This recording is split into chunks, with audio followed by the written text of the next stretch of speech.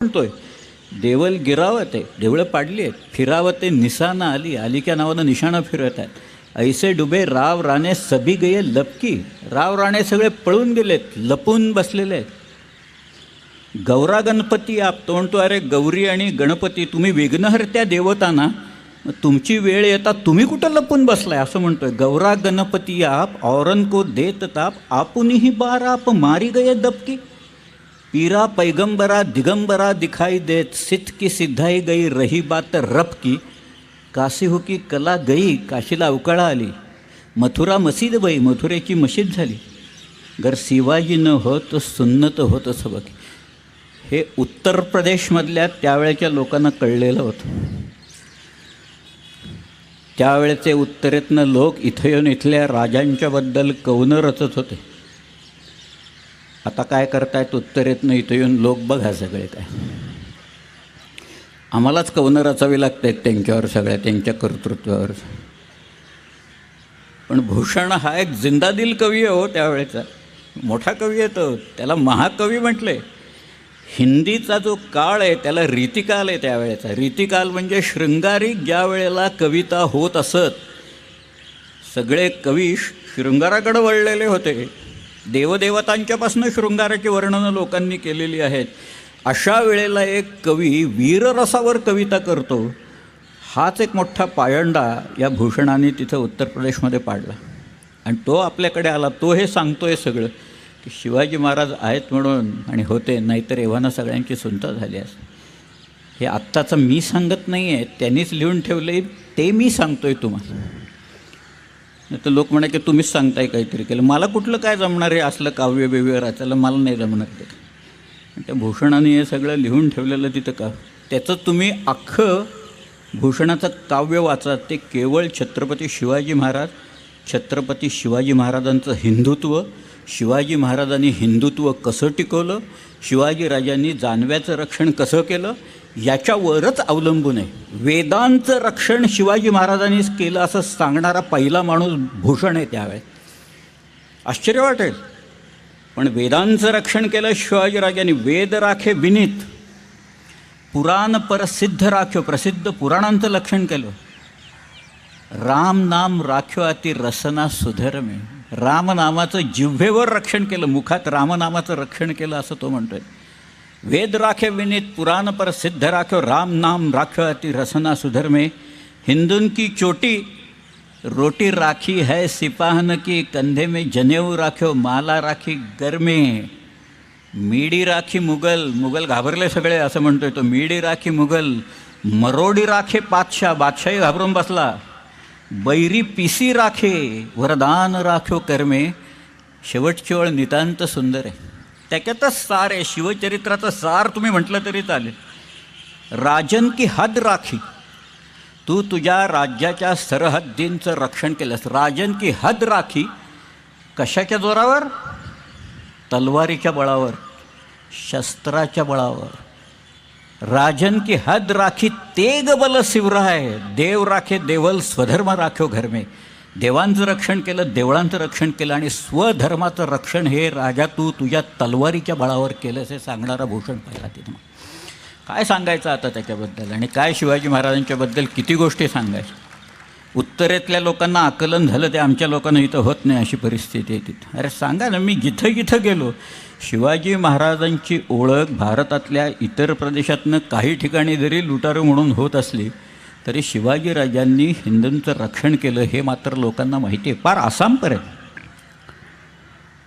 मला आठवतं आहे, एक आसाममध्ये कॉन्फरन्स आमची होती, डीलर्स कॉन्फरन्स. ती झाल्याच्या नंतर मी प्रश्न विचारला, does anybody know mister Suryakumar Bhuya, SK Bhuya कोणाला माहिती आहेत का? एक माणूस धावत पुढं आला आणि मला म्हणाला, mister Bedekar, why do you want mister SK Bhuya? म्हटलं, he has written one article which has been published in our periodical, and title of that article is Shivaji from Assamese Documents.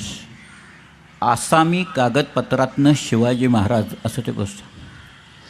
तो म्हणाला, sir you are the first person in last 30 years who has asked me this question. तो म्हणाला, SK Bhuya is no more unfortunately. But fortunately you are standing right in front of his son. I am his son म्हणाला, चला घरी आत. त्याने मला त्यांची पुस्तकं दाखवली आणि Lachit Bar Phukan and its times. Shivaji महाराजांची प्रेरणा अशी होती की मुघल हे सगळे बाहेरचे लोक आहेत, तुर्की लोक आहेत, कपट बलांनी या देशात ते आलेले आहेत आणि त्यांच्या विरुद्ध एकजूट करायला पाहिजे म्हणून आसाममधले लोक, कुचबिहारचा राजा गुवाहाटीला पत्र लिहितोय की शिवाजीराजांच्या हालचाली कशा चालल्यात त्या, आणि त्या ब्रह्मपुत्रच्या पात्रात एक तो नाविक लढाई खेळतोय. बॅटल ऑफ सराई घाट म्हणतात, अश्वक्लांत, इटाखोली आणि गुवाहाटी त्याच्यात, आणि तो जिंकतो. त्याची प्रेरणा शिवाजी महाराज आहेत असं लिहून ठेवलं आहे त्यांनी तिथे. त्याचं काय कुठं जावं तिथं मला माझंच कौतुक करायचे, मलाच लोक हार घालायचे त्यावेळेला. तिथे लोकांनी हार मलाच घातला. अरे म्हटलं मला घालू नका. ते म्हणाले जर का राजा नसते तर काय झालं असतं हे सगळ्यांना माहिती आहे म्हणाले. ते म्हणतात ते अगदी बरोबर आहे. सगळ्या ऐक्यात भूषणाचे तर छंद आहेत, सगळ्या ऐक्यातनं आले. प्रार्थना करतोय तो या शिवाजीला यश दे, यश दे, यश दे असं कायम तो म्हणत आलेला आहे त्याच्यात. परंतु पोर्चुगीज लोक अत्याचाराच्या बाबतीत तयार होते. मुघलांनी जसे अत्याचार केले तसेच पोर्तुगीज लोकांनी सुद्धा इथं भरपूर अत्याचार पोर्चुगीज लोकांनी केलेले. सगळ्यांनी केले आमच्यावर अत्याचार, कुणी केले नाहीत. सिद्ध्यांनी अत्याचार केले, पोर्चुगीजांनी केले, इंग्रजांनी सुद्धा केले, त्याच्यात निजामशाहीने केले. त्यातल्या त्यात निजामशाही थोडीफार बरी होती. तिथं शहाजीराजांनी शेवटी चालवली ती स्वतः. मुर्तजा नावाच्या निजामशहाच्या मुलाला, तिथला जो होता गादीवर, त्याला स्वतः मांडीवर घेऊन शहाजीराजे निजामशाहीच्या तख्तावर बसायचे आणि राज्य करायचे. त्याने एक उदाहरण शिवाजी महाराजांना घालून दिलेलं होतं. पुढे 36 साली निजामशाही घेतली मुघलांनी, आणखी ती आदिलशाहीनं वाटून घेतली. कधीतरी चिखलात सुद्धा पण एखादं कमळ उगवतो बरं का कुठं. मी तुम्हाला आदिलशाहीचं एक उदाहरण सांगतो. आदिलशाहीत एकूण 8 बादशाह झाले. अजून एक 9वा होता, मल्लू नावाचा, छोटा होता, तो वारला. मी त्याला काही धरत नाही आहे. पण या सगळ्याच्यात एक दुसरा इब्राहिम आदिलशाह जो होता तो स्वतःला जगद्गुरू समजायचा. हा जो दुसरा इब्राहिम होता तो स्वतःला सरस्वती आणखी गणपतीचा पुत्र समजायचा. बघा आता मी म्हणतोय चिखलात कमळ कसं असतं ते. हा स्वतःला सरस्वती आणखी त्या गणपतीचा पुत्र समजायचा. त्यांनी तिथं श्रीकृष्णाची चित्र काढून, भगवान विष्णूंची चित्र काढून ठेवलेली आहेत. आसार महाल नावाची एक जागा आहे, लोकांनी आता पुसून टाकलेली आहेत ती, तरी पण पूर्ण पुसता आलेली नाही आहेत अशी परिस्थिती. आसार महालात विजापूरला गेलात तर दिसेल. ह्याच्या पत्राची सुरुवात, फरमानाची सुरुवात किंवा फरमानाच्या पुढच्या 2-3 ओळीत काय असेल? दुसऱ्या इब्राहिम आदिलशाच्या फरमानात, फरमाने हुमायून शर्फ सुदूर या बजानिब आमिलान हाल वैस्तक वगैरे ते आलं की तो असं लिहायचा, अच पूजा श्री सरस्वती, म्हणजे सरस्वतीची पूजा करून हे फरमान मी पाठवतो. त्याच्यात असं आहे, माझ्याकडं आहेत, दाखवीन मी. दुसरा इब्राहिम आदिलशाहनं अच पूजा श्री सरस्वती असं लिहिलेली फरमानं उपलब्ध आहे. पण एखादाच त्या सगळ्या ह्याच्यात असा एखादाच निपजतो कुठंतरी. त्याचं सगळं जे होतं ना ते सगळं नवरस असायचं बरं. त्यांनी तिथं एक त्याचं नवरसनामा या नावाचा एक ग्रंथ रचून घेतला. ते नवरसपूर या नावाचं एक गाव वसवलं त्यांनी. त्याचा तंबोरा होता, तो गाणीबिणी म्हणायचा, रागदारी वगैरे म्हणायचा, सगळं स्वतःच म्हणायचं. त्याच्या तंबोऱ्याचं नाव होतं मोती खान, असं त्याचं नाव होतं ते तंबोऱ्याचं.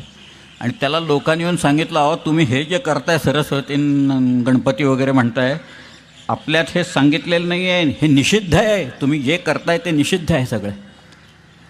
तेव्हा या जगद्गुरूंनी उत्तर दिलं इब्राहिमाने की मग ज्या धर्मात याची पूजा सांगितली असेल सरस्वतीची आणि गणपतीची, तो धर्म मी स्वीकारेन.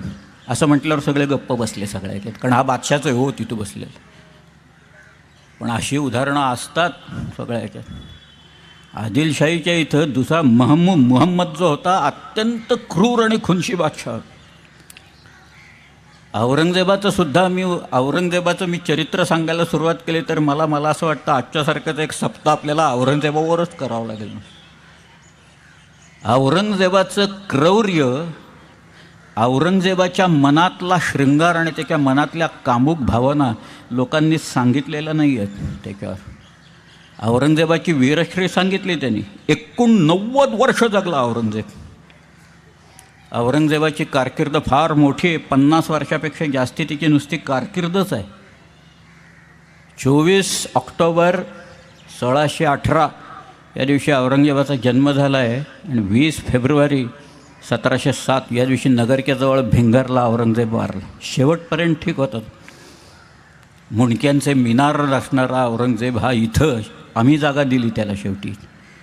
पण औरंगजेबाची इथल्या लोकांनी जी काही दैना उडवली सगळ्या ह्याच्यात. पण त्याचं एक उदाहरण सांगतो की शिवाजीराजे आग्र्याला जे गेले ते कशा दिव्यातनं पार पडले याचं एक उदाहरण म्हणून मी तुम्हाला सांगतो की औरंगजेबाचा थोरला भाऊ होता.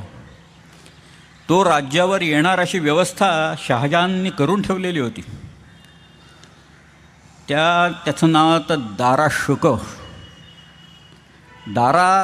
दाराला काही हिंदू लोकांच्याबद्दल त्याला मुळीच तिरस्कार नव्हता दाराला. उलट तो मुसलमान आणि की ते हिंदू लोकांना आणून त्यांचे वादविवाद घडवून आणायचे.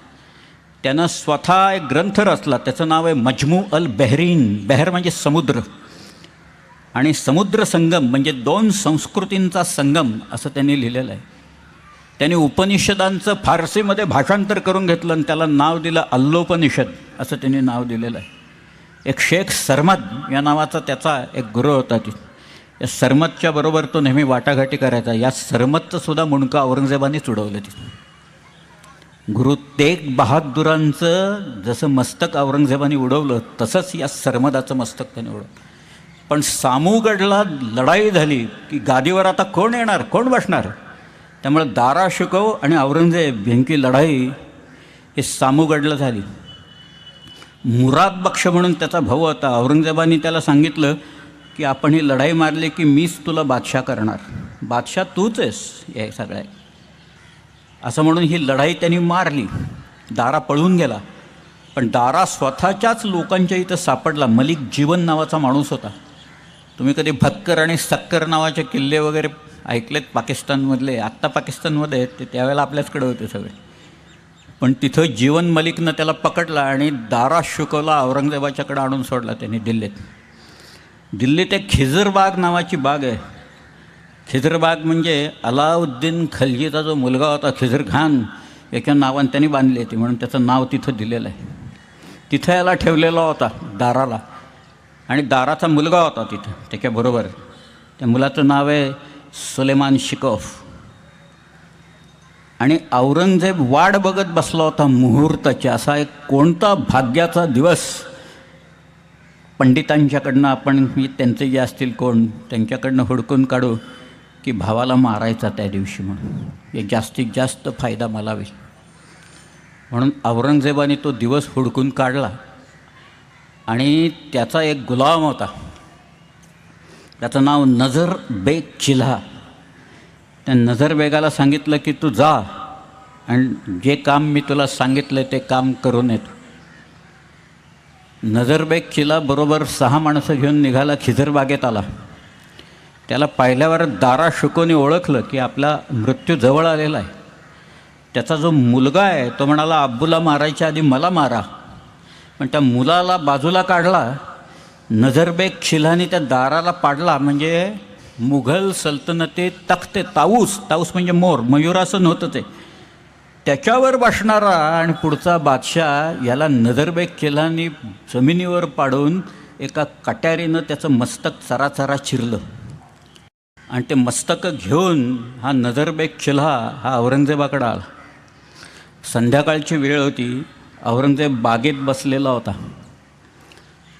आणि तो घेऊन आला नजरबेग दाराचं मस्तक आणि म्हणाला हुजूर दुश्मन का स्तर ला याऊं. दुश्मन म्हणजे थोरला भाऊ. त्याचं मुंडकं आणले.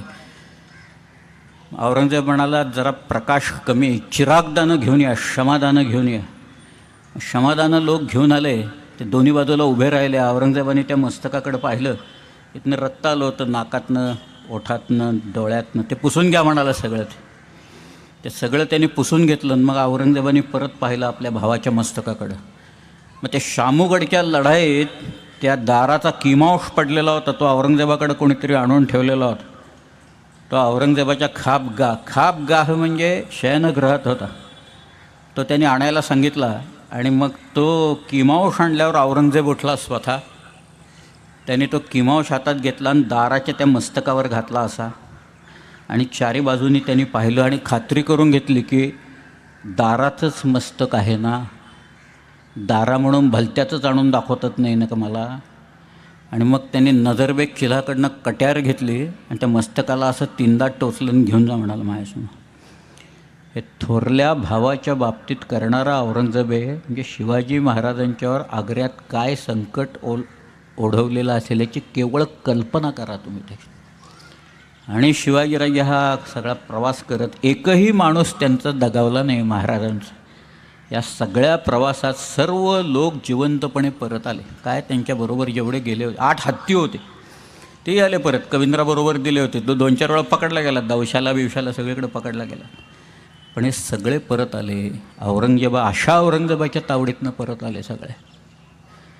आणि म्हणून शिवाजी राजांची जी तलवार उचललेली आहे कायम, ही अशा अन्यायाच्या विरुद्ध की हे ज्याला धर्म म्हणतायत आणि तुम्ही आमच्या मुडक्यांचे मिनार करताय. आणि औरंगजेब कन्व्हर्जन्स करतो आहे सारखी लोकांची. नेतोजी पालकराचं केलंच ना त्यांनी शेवट. नेतोजी परत आला आणि एवढंच नाही, संभाजी राजांच्या मृत्यूच्या नंतर नेतोजी हा परत मुघलांच्याकडे गेला. 23 मार्च 1690चं एक पत्र आहे, राजाज्ञा म्हणून शंकराजी नारायण सचिवांनी लिहिलेलं बाजी सर्जाराल. त्या पत्रातली 4 वाक्य सांगतो म्हणजे लक्षात येईल तुम्हाला. लांबलचक पत्र आहे. त्यांनी लिहिले, औरंगजेब पातशाने या देशीचे किती एक लोक मुसलमान करावे ऐसे केले. या उपरी नेतोजी राजे, जानोजी राजे, साबाजी घाटगे यासहित कित्येक ब्राह्मणासही मुसलमान केले, असं त्याच्यात वाक्य आहे. हे 90 सालचं पत्र आहे त्याच्यातलं. या अशा सगळ्या परिस्थितीत शिवाजीराजे तोंड देत होते त्या. आणि ह्याला जर का तोंड द्यायचं असेल, अशा सगळ्या अन्यायाला, दडपणाला आणि या धार्मिक अत्याचारांना, तर ते शिवाजीराजांनी कसं दिलं आणि काय दिलं ह्याचं एक मी आत्ता हे उदाहरण आता तुम्हाला सांगणार आहे. काटा येईल तेव्हा उदाहरण ऐकून, पण हे कागदोपत्री नोंदलेलं आहे. समकालीन लोकांनी नोंदवलेलं आहे. ते काही उत्तरकालीन नंतर काही लिहिलेलं नाही आहे, समकालीन कागदपत्रातनं लिहिलेलं आहे. 1667 सालची गोष्ट आहे. ते शिवाजीराजे आग्र्याहून आले, इथं आजारी पडलेले होते. पण शिवाजीराजे 67मध्ये त्यांनी आदिलशाहीशी एक तह करून टाकला. ते म्हणाले गोव्यात अत्याचार चालू आहेत आणि सावंतवाडीची जी काही मंडळी आहेत ही सगळी इथं कर देतो म्हणून सांगतात आणि तिथं गोळा करायला गेलं की गोव्यात पळून जातात आणि पोर्तुगीज लोक त्यांना आश्रय देतात. याचा बंदोबस्त मला करायला वेळ पाहिजे. म्हणून आदिलशाहीशी शिवाजी महाराजांनी एक तात्पुरता तह करून टाकला आणि शिवाजीराजे बारदेसमध्ये आले. गोव्याचे 3 भाग आहेत. वरचा भाग आहे त्याला म्हणायचं बारदेस, मधलं जे बेट आहे ज्याला वेल्ह्या गोवा असं म्हणतात त्याला म्हणायचं तिसवाडी, आणि खाली सगळा जो भाग आहे त्याला म्हणायचं साष्टी. त्यातल्या हा जो तिसवाडी भाग आहे तिथं विझरी असायचं. विझरे म्हणजे व्हाईसरॉय असायचं ते. आणि त्यावेळेला गोव्यात एक नवीन विझरॉय आलेला होता, त्याचं नाव कोंदी दसा व्हिन्सेंटी, काउंट ऑफ सेंट व्हिन्सेंट असा तो तिथं आलेला होता. ह्या काउंट ऑफ सेंट म्हणजे कोंदी दसा व्हिन्सेंटीनी गोव्यात एक हुकूम काढला तिसवाडीमध्ये. तो हुकूम असा होता की इथं फक्त रोमन कॅथलिक्स लोक राहतील इथं गोव्यात तिसवाडी. म्हणजे थोडक्यात म्हणजे तुमची इस्टेट जर का वाचवायची असेल तर तुम्हाला रोमन कॅथलिक व्हावं लागेल, आणि तुम्हाला जर का धर्म वाचवायचा असेल तर इस्टेट सोडून गोव्यातनं निघून जावं लागेल. असा एक अल्टरनेटिव्ह त्यांनी दिलेला होता लोकांना. लोक हवालदिल झाले. आधीच 2-3 हजार लोक कन्वर्ट झालेले होते. बाकीचे लोक घाबरलेले होते, करायचं काय आता. पण त्यांच्या सुदैवाने शिवाजी महाराज त्यावेळेला बारदेसमध्ये आले.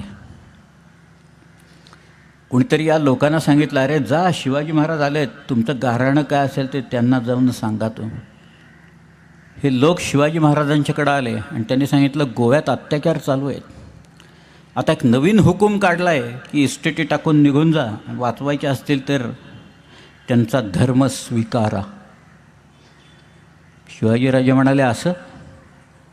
त्याने आपल्या लोकांना सांगितलं गोव्याच्या सरहद्दीतले गावच्या गाव उचलून लोकांच्या सकट पकडून आणायचं. आणलं. 1500 लोक आहेत. मर्द औरत कच्चे बच्चे असं लिहिले. तहच आहे तो, त्याला मी काय करणार. 1667 चालतं तहच आहे. हीच वाक्य आहेत, शब्द आहेत. मर्द औरत कच्चे बच्चे. वेंगुर्ल्याचे डच म्हणत आहेत त्याच्यात 800 बायकाच होत्या म्हणून. काही असतील कमी जास्त त्या सगळ्या त्यात, पण ही सगळी मंडळी पकडून आणली. त्याच्यात 4 जेसवाईट पाद्री होते. म्हणजे त्यांच्यातसुद्धा खूप पंथ आहेत, फ्रान्सिस्कन, डॉमिनिकन्स वगैरे. हे जेसुइट्स आहेत ना, ते अत्यंत कडवे सगळे लोक. तर कुणीतरी शिवाजी महाराज सांगितलं ते गोव्यात हुकूम काढला ना तो, त्याच्यात हे 4 पाद्री सामील होते त्याच्यात. शिवाजीराजे म्हणाले त्यांना पुढे घेऊन ये इकडं. आणलं त्यांना पुढे. महाराजांनी सांगितलं त्यांना विचारा तुम्ही आता आमच्या भूमीवर उभ्या आहात इथं, असं आमचा धर्म स्वीकारताय का असं विचारत आहे. लोकांनी विचारलं, ते म्हणाले नाही, आम्ही नाही होणार, आम्ही कन्वर्ट होणार नाही. शिवाजीराजे म्हणाले नाही म्हणतायत ना, या 4 पाद्र्यांची मस्तकं मारा आणि द्या गोव्यात पाठवून त्या विजरेईकडं. त्या 4घांची मस्तकं मारली आणि त्या विजरेईला पाठवून दिल्या की नंतर तत्क्षणी त्यांनी तो हुकूम मागं घेतला ताबडतोब कन्वर्ट. आजाराला औषध ताबडतोब द्यावं लागतं. आजार नाही तर बळावतो फार.